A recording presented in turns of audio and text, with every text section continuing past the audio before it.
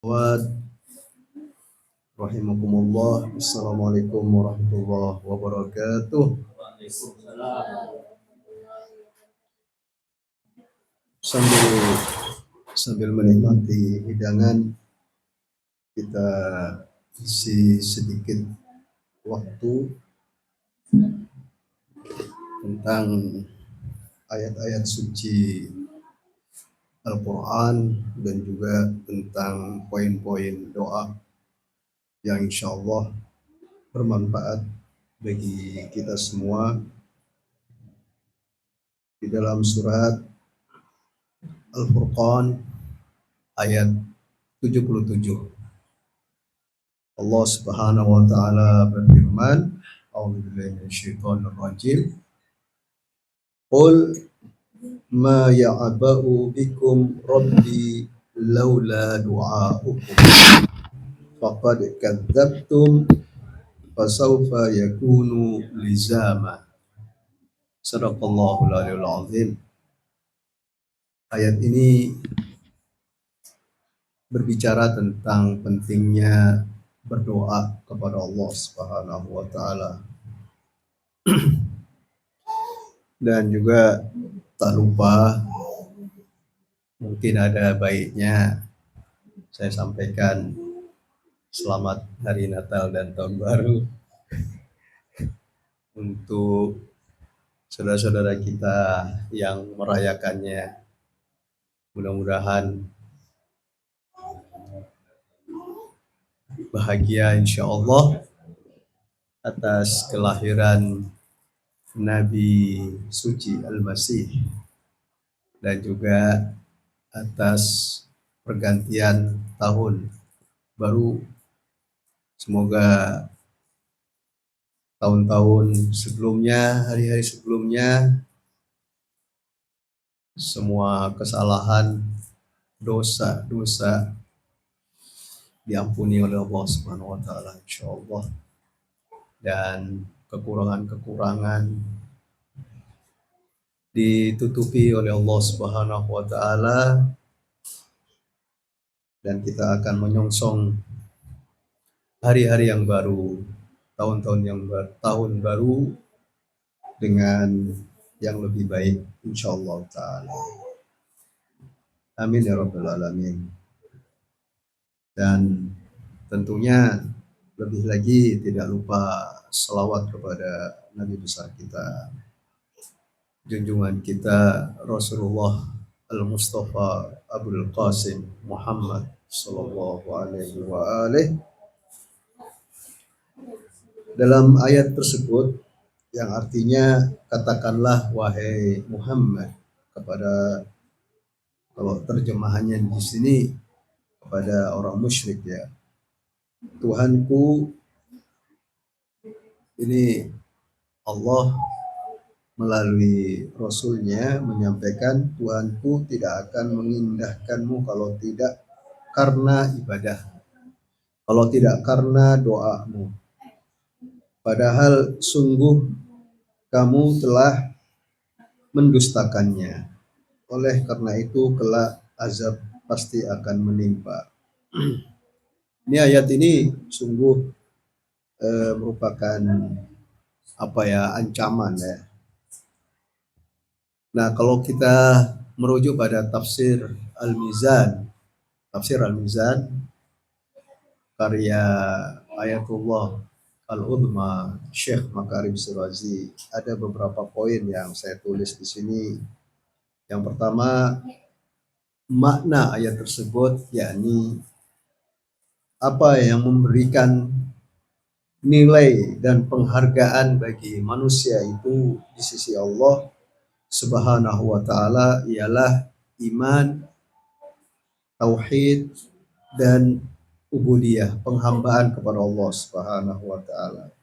Artinya manusia diciptakan, dilahirkan, dihadirkan di dunia ini, tetapi kalau dia hanya hidup tanpa mengenal penciptanya, tanpa iman kepada Allah Subhanahu wa taala, tanpa bertauhid kepadanya, tanpa penghambaan kepada Allah Subhanahu wa taala, maka wujudnya di dunia ini enggak berarti apa-apa. Siapapun dia, kalau hidup tanpa iman, tanpa tauhid, tanpa ubudiyah, nah menurut Al-Quran enggak ada harganya sama sekali. Itu yang pertama. Kemudian yang kedua, jika kamu tidak berpaling kepada Allah, ya lupa. Tidak berpaling kepada Allah, yakni lupa kepada Allah dan tidak menempuh jalan iman serta ubudiyah kepadanya, maka tidak ada nilai, tidak ada posisi bagi orang itu di sisi Allah Subhanahu wa taala, dan dia akan diliputi oleh hukuman-hukuman, siksaan-siksaan. Jadi manusia siapapun dia hidup di dunia ini tanpa iman, tanpa penghambaan kepada Allah, sesungguhnya dia nggak ada harganya, nggak ada nilainya, nggak ada posisinya sama sekali di sisi Allah Subhanahu wa taala. Itu yang kedua ya. Kemudian yang ketiga, bahwasanya yang kita baca malam Rabu bertawassul kepada Allah melalui para imam, malam Jumat kita membaca doa kumel, semuanya adalah doa. Semuanya itu adalah doa. Nah, hikmahnya apa doa itu? Hikmahnya satu, memperbaiki diri, jalan, cara. Kita kan nggak lepas dari salah, nggak lepas dari kekeliruan, kesalahan. Cara untuk memperbaikinya, terapi batin kita ada terapinya. Terapinya itu adalah doa. Ya, saya kira ikhwan akhwat juga merasakan bahwa setelah membaca doa itu semacam ada kedamaian, semacam ada kesejukan di dalam diri. Seakan-akan kita seperti orang habis dipijat gitu ya, habis terapi. Nah, jadi sehari, seminggu kita sibuk dengan kehidupan, rutinitas dan aktivitas kita di dalam hidup ini, itu perlu terapi, perlu kembali kepada diri kita gitu ya. Nah, terapinya itu caranya salah satunya memperbaiki diri itu adalah dengan doa ya. Dan doa itu juga menjadi jalan mengenal Allah Subhanahu wa taala. Kita lihat di dalam doa kumel itu banyak muatan-muatan yang mengenalkan kita kepada Allah Subhanahu wa taala.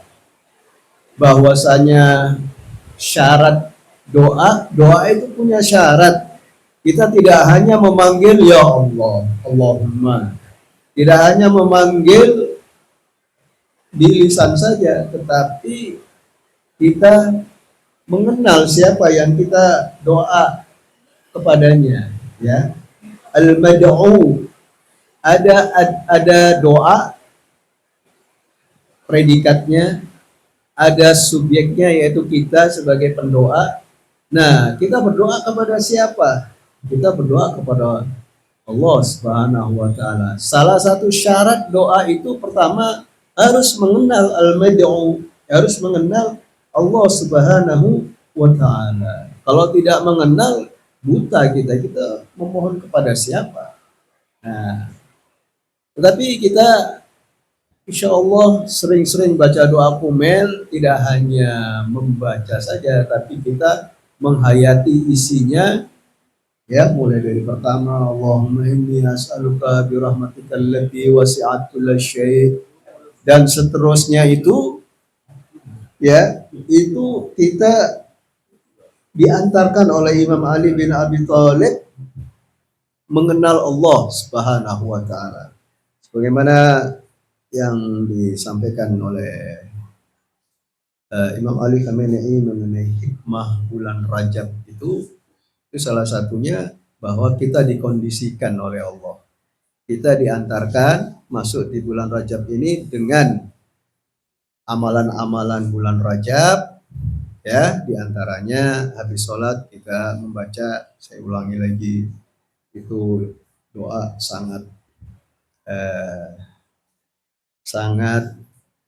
berharga sekali, muatannya itu sangat berbobot sekali.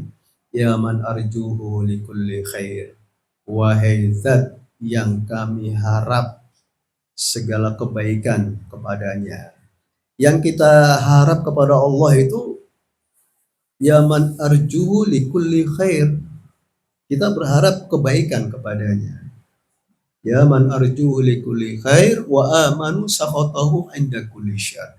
Dan kita minta keamanan kepada Allah Subhanahu wa taala dari murkanya. Ya, dari murkanya. Ya man arjuhu likulli khair wa amanu sakhatahu inda kulli syar. Ya man yu'til katsira bil qalil. Allah itu memberi banyak karunia kepada kita yang pada hakikatnya semua karunia yang kita berikan, yang diberikan oleh Allah kepada kita itu sedikit bagi Allah, nggak ada apa-apanya.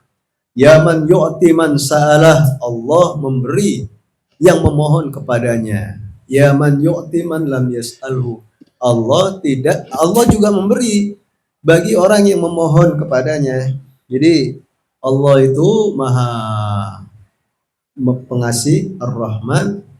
Kamu berdoa, kamu tidak berdoa, tetap Allah memberi. Ya, kalau gitu nggak usah berdoa. Di dalam bulan Rajab ini kita membaca doa itu begitu. Yaman arju yaman yu'ti man sa'ala. Wahai zat yang memberi orang yang memohon kepadanya. Yang memohon kepada Allah diberi oleh Allah. Juga wa yaman yu'ti man lam yas'alhu. Orang yang nggak memohon kepadanya juga Allah beri. Nah, artinya ya sudah, kita nggak berdoa juga toh Allah memberi. Nah, ini maksudnya apa kita berdoa kepadanya? Lalu juga bahkan yaman yu'ti man lam wa man lam ya'rif wa man lam ya'rifhu tahannunan minhu wa rahmah. Orang yang nggak mengenal Allah Subhanahu wa taala, nggak tahu Tuhan, itu juga Allah beri. Jadi ini juga malah yang nggak beriman kepada Allah pun diberi, dikaruniai oleh Allah Subhanahu wa taala.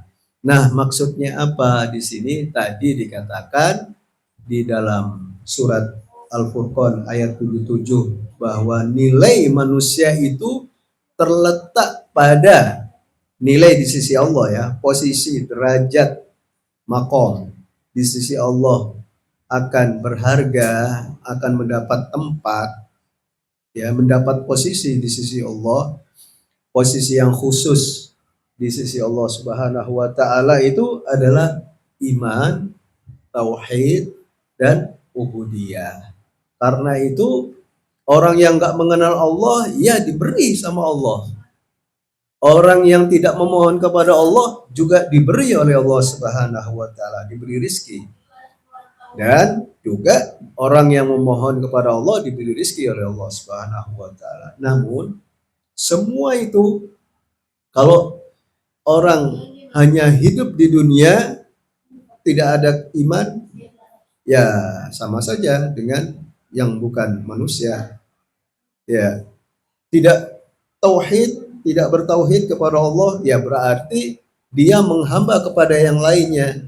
Kalau tidak mengesahkan Allah itu otomatis dia akan berpaling dari Allah. Maksudnya Allah ada duanya, ada sekutunya, yaitu sekutunya adalah hawa nafsu, sekutunya adalah harta benda, sekutunya adalah orang yang kita takuti, orang yang kita segani, siapapun, orang yang kita puja. Nah, itu artinya bertentangan dengan tauhid. Jadi tauhid itu mengesahkan Allah itu hanya Dia, ya. Allah Subhanahu wa taala yang maha segala-galanya. Nah, kemudian yang ketiga tadi penghambaan kepada Allah Subhanahu wa taala. Yang namanya ubudiyah itu bukan hanya sholat, puasa, bukan hanya rukun Islam, tetapi juga berinteraksi yang baik dengan sesama, saling membantu, gotong royong, kerjasama, itu yang menjadi membuahkan peradaban dan kemajuan masyarakat, kemajuan manusia sebagai bagian dari masyarakat itu menurut seorang sejarawan yang bernama Nehru, orang India. Dia punya buku namanya Torikh Sejarah Dunia, ya, itu artinya sejarah dunia. Dan Imam Ali Khamenei menganjurkan, ini buku bagus ini, ada berapa jilid ya, satu jilid, saya pernah membaca sebagian buku itu, dan Imam Ali Khamenei menganjurkan baca buku ini buku yang sangat bermanfaat, bicara soal sejarah dunia. Itu di situ bicara tentang bangsa-bangsa, ya, bangsa Amerika, bangsa Eropa, bangsa macam-macam di situ, bangsa Asia. Nah, diantaranya beliau mengatakan di mukadimahnya bahwa peradaban, kemajuan manusia ini sampai pada saat ini, sampai pada kemajuan, ada AI, ada apa? AI ya? AI sampai ke kuantum, macam-macam ya. Yaitu artinya manusia sampai pada kemajuan itu, namun meskipun dengan peradaban dan kemajuan teknologi sains yang menakjubkan diwujudkan oleh manusia itu, ya, itu bisa juga menjatuhkan manusia apabila manusia itu satu, tidak ada kerjasama satu dengan yang lain.